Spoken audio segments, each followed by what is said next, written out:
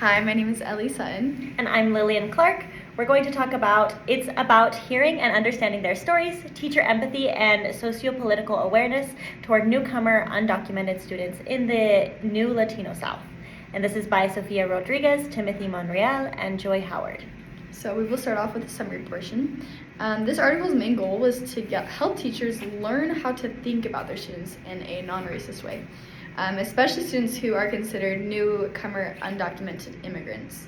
And one thing that this article really highlighted was just that the lack of training and understanding that the teachers have about the situation that these students go through and about kind of who they are, what their stories are. Yet, this article highlighted that with proper training, they would be able to become more empathetic about their situations if they were to stop a little bit, slow down, and kind of take that time to understand and see eye to eye with their students. Once they are able to see that and help their struggling students, they would then be able to help them feel seen, known, and loved. And not only that, but exactly know how to fulfill their job as teachers and really teach them. There was a part in the story where it talked about how did the student want to, why would he have to have a choice between living and learning? And so I think that was just something that was highlighted in that students shouldn't have to make that choice between food and learning or things like that. So anyways, just learning how to overcome many of the power dynamics within schools and society. They also emphasize the importance of having multicultural education literature. And that's something that a lot of teachers might not have access to, or might not even understand or know how to find these books, or it's not exactly in the very front of the shelves. And so it's something that would have to be dug a little deeper to be able to bring out and integrate into the classroom. But yet these books can be able to help the students have understand bad experiences that could happen without them actually having to go through them, but just understanding a little bit more. Yeah. So basically, a lot of the teacher preparation programs, like we're in right now in university, don't adequately address these social political issues related to immigration and being from a different country. A lot of the time there's just like one class and it talks about like inclusion and race, but it doesn't necessarily talk about the experiences of newcomers, of immigrants in like today and what's really real for them right now. So teachers are just sadly unprepared. And then another thing I thought was so interesting is that it mentioned bilingual programs like the TESOL one we're in right now, but that they're not adequate, they're not enough, because there's so much more than just the language barrier that is affecting these students and their education and their quality of life as they're getting used to being here in America. So there's just so many different things that they're going through, and we don't learn enough about it in school.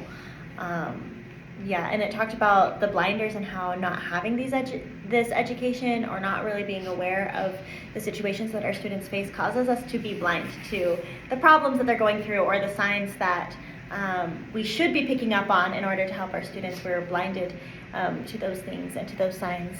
And then I also thought it was really interesting that it talked about how oftentimes we see English language learners or immigrant students as problems to be fixed.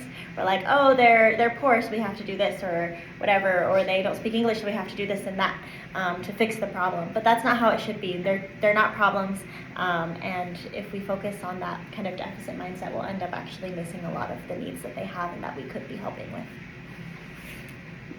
Okay, now we will be talking about the praxis portion. So I just really want to apply in my classroom what a few of these teachers that were highlighted in this article were able to do.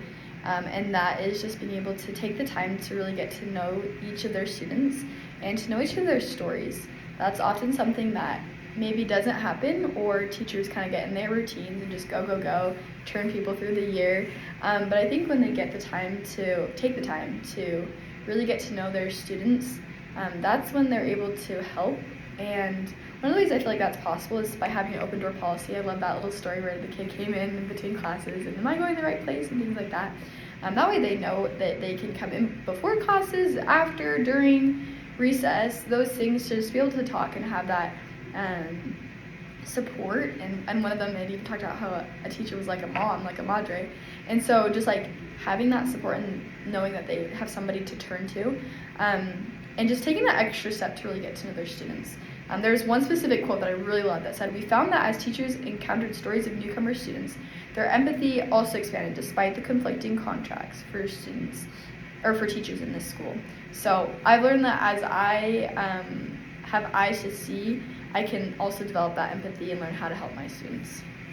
Yeah, I also want to get to know my students' situations, but I guess more in the sense of like the political climate. I think a lot of the times I don't watch the news. I don't really pay that much attention to what's going on in the wider world around me. But I think that's so important for our students that we can be aware of what types of situations they might be facing, and also what types of resources and programs and things there are to help them, so that when we do have a student that comes in with a specific set of I guess difficulties or barriers that they're facing, I can know, I guess, that those barriers exist first of all, so that I can recognize them, but then also know how to help them and where to turn for resources and help in that. Okay, we will now be talking about the reflection portion. So I really liked this article and thought it was really interesting learning about just how many teachers were unprepared, unfortunately, in this area. It made me really sad to hear about like the different struggles that many of these newcomer immigrants faced. But like it also made me really happy to see that there were so many teachers who did take the time to figure out how they can help, and thus we now have this article of how we can help as well. So that was really interesting. I think it takes a problem to be able to find a solution.